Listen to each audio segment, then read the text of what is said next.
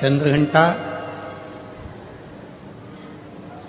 माँ अम्बा दुर्गा भवानी का एक ऐसा नाम है जिस नाम पर लोग भले थोड़ा बहुत विचार कर लें कि चंद्रघंटा गुरुजी बोल दिए। शिव जी ने नाम रखा है माँ पार्वती का चंद्रघंटा। कब? जब भोलेनाथ माता पार्वती को विवाह कर कर लेकर आए।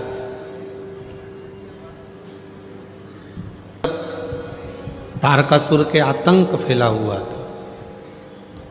आप लोग तो गुजरात के रहने वाले हो, तो माता रानी के नामों का व्याख्यान तो आप जितना अच्छा कर सकते हो हम तो बहुत कम कर पाएंगे, क्योंकि गुजरात तो पूरा माँ जगतजननी जगदम्बा अम्बा भवानी का एक आनंदमय स्थल है गुजरात। तो आप लोगों को तो ज़्यादा मालूम होगा कि माँ चंद्रघंटा का नाम चंद्रघंटा कैसे पड़ा। चारों तरफ तारकासुर के असुरों का आतंक फैला और शिवजी पार्वती जी के साथ विवाह कर लिए, और विवाह कर कर बाबा भोलेनाथ पार्वती जी को लेकर जब कैलाश पर पहुँचे, कोई उधर बैठकर भोजन कर रहा था शिवगण, कोई उधर बैठकर खा पी कर पड़ा हुआ था, कोई शिवगण अपने पूरे शरीर को नोच रहा था, कोई शिवगण उछल रहा था। पूरे कैलाश पर भगवान शंकर के गणों ने अपना पूरा जमा कर रखा था, आड़ा टेढ़ा। कुछ बर्तन उधर पड़े हैं, सोने का उधर पड़ा है, आसन उधर पड़ा है, सब सामान यहाँ वहाँ पड़ा था। और भोजन भी कोई एक गण लेकर आता या बनाता तो सब आपस में झगड़ा कर कर उस भोजन को ग्रहण करते।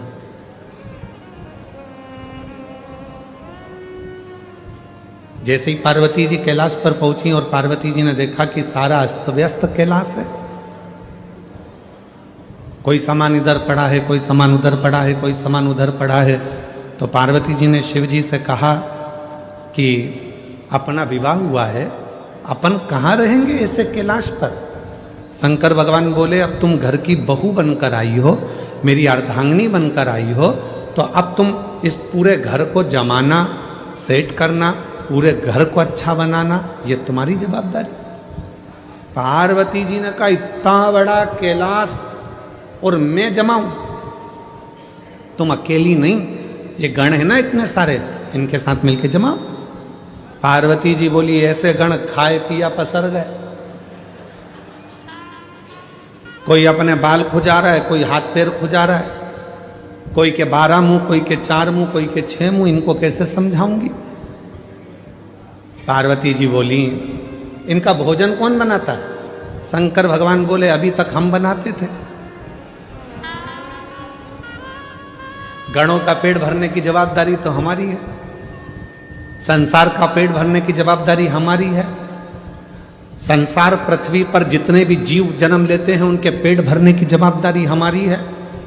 पर अब आज से तुम हमारे साथ शादी कर कर आ गई हो, ये सारी जवाबदारी हमारी खत्म हो गई।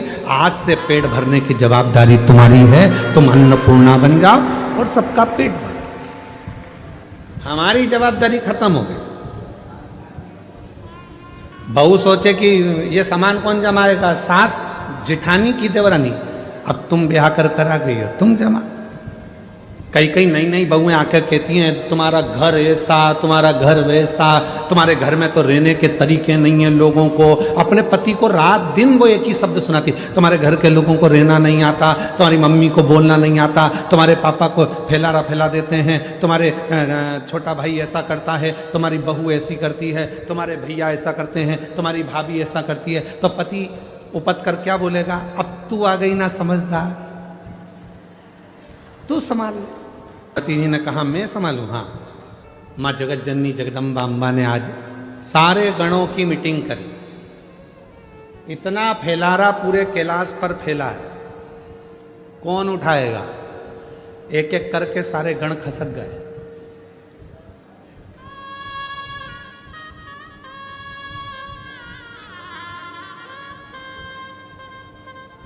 कौन उठाएगा?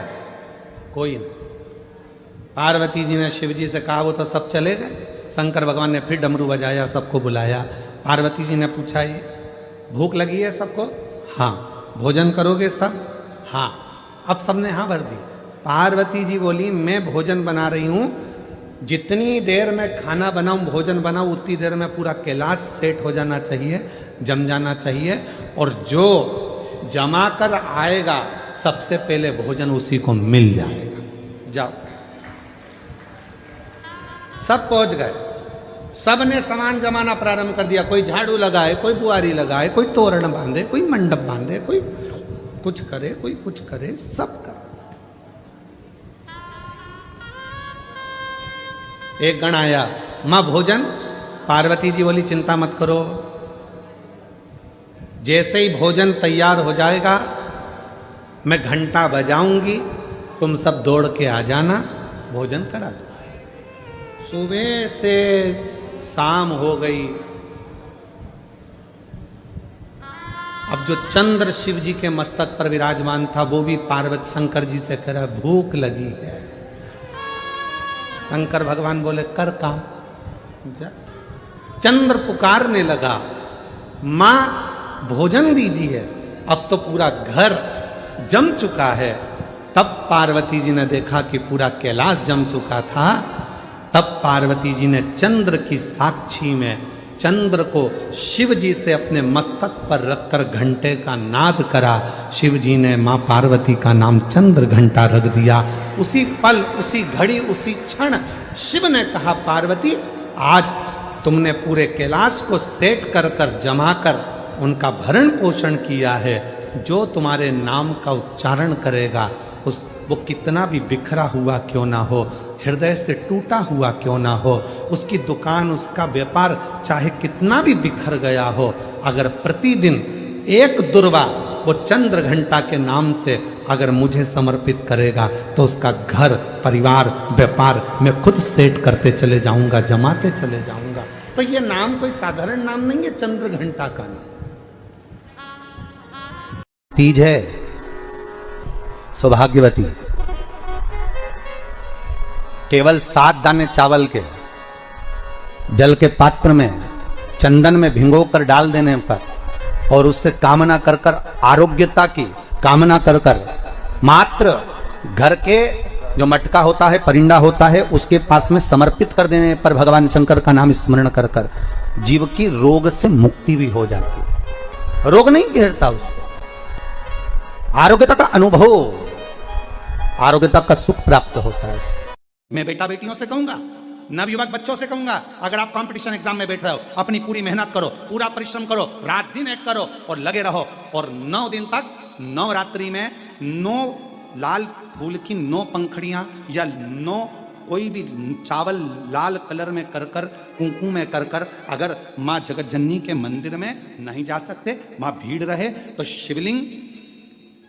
शिवलिंग की जो जलाधारी है, जहां पानी गोल घूमता है, इस जलाधारी पर कहीं पर भी नवरात्रे में 9 दिन तक या तो लाल फूल की पंखड़ी 9 या 9 चावल के दाने लाल कलर कर कुंकू में, लाल चंदन में उस स्थान पर चढ़ाना प्रारंभ करो। 9 दिन के बाद तुम्हें 15 दिन और निकलेंगे, उसके बाद तुम्हें खुद लगेगा कि तुम्हारी जॉब, तुम्हारी नौकरी तुम्हारा बाबा ने लगाया है। जैसे 9 दिन तक का एक नियम ले लो गुप्त नवरात्रे में कि मुझे शिवजी के मंदिर में अशोक सुंदरी वाली जगह पर एक बेलपत्र माँ हेमवती माता के नाम से, कौन सी माता?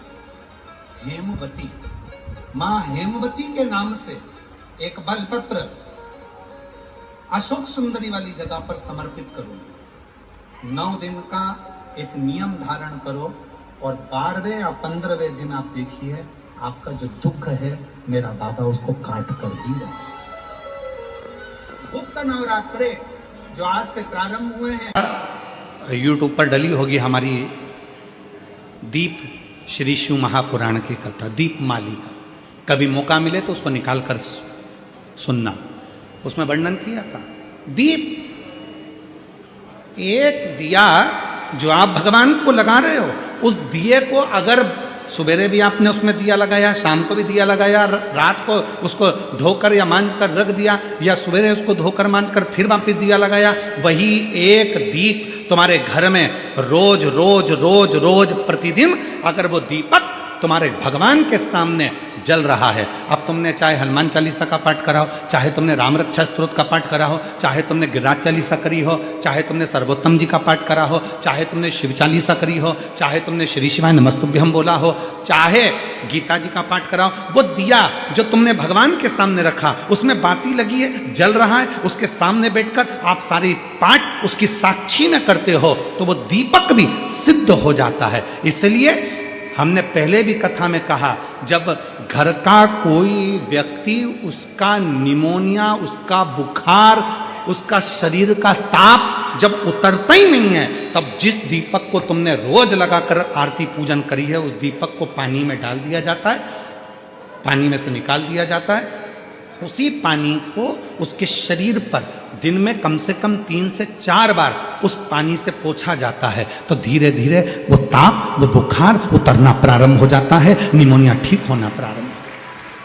डॉक्टर को भी दिखाओ, क्योंकि हम डॉक्टर को शंकर का एक रूप मानते हैं। शिव महापुराण में जब माँ पार्वती जी दुर्बल हो गई, जब माता पार्वती जी बेलपत्र का सेवन करते करते माता पार्वती का शरीर दुर्बल हो गया, शरीर काला सा पड़ गया, तब स्वयं शंकर भगवान वेद बनकर आए थे, डॉक्टर बनकर आए थे। इसलिए इस भूमंडल पर, पृथ्वी पर जितने भी हॉस्पिटल हैं, जितने डॉक्टर हैं, उन हॉस्पिटल में जो डॉक्टर सेवा देते हैं, दुनिया के लोग उन पर विश्वास कर कर उनके पास जाते हैं, और विश्वास का नाम ही शिव है। रामचरितमानस में तुलसी बाबा ने कहा, शंकर विश्वास रूपिणो। इसलिए दुनिया में जितने भी डॉक्टर की कुर्सी पर बैठे हैं, जो इलाज कर रहे हैं, जो वेद हैं, जो डॉक्टर बनकर विराजमान हैं, शिव पुराण उनको डॉक्टर नहीं, उनको शिव कहती है। इसलिए डॉक्टर के पास जाते से हमारा आधा दुख तो वैसे ही समाप्त हो जाता।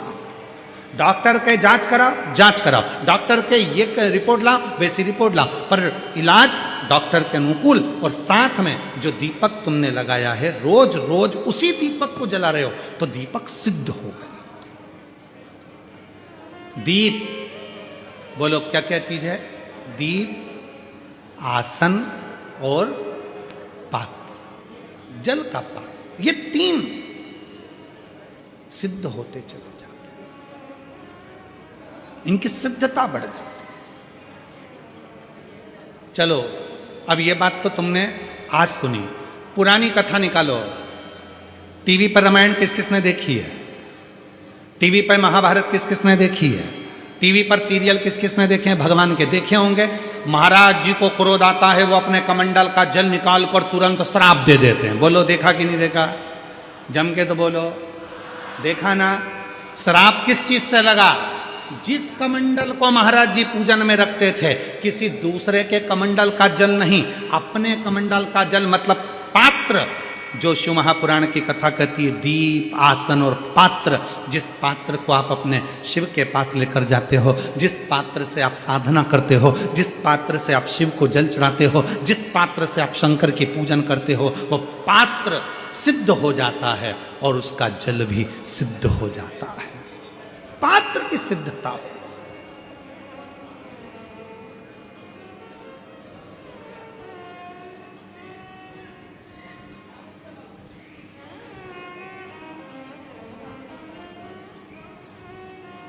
कहा, सावित्री, दीप, आसन और पात्र जब ये एक रहें, तो संसार में किसी की हिम्मत नहीं है कि कोई तिरछी निगाह से देखे।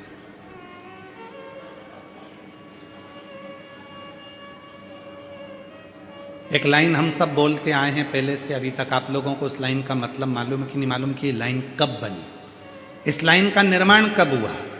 अकाल मृत्यु वो मरे जो काम करे चंडाल का, और काल उसका क्या बिगाड़े जो भक्त हो। कोई तुमसे पूछे कि इस लाइन का निर्माण कब हुआ, बोलने वाले ने इस लाइन को कब बनाया था, तो कह देना महाभारत के वन पर्व में जो सावित्री की कथा आती है, और सावित्री ने जो यमराज से अपने पति के प्राण वापिस लेकर आई थी वो शिव की कृपा से लाई थी। इसलिए अकाल मृत्यु वो मरे जो काम करे चंडाल का, और काल उसका क्या बिगाड़े जो भक्त हो मां। ये संवाद तब बना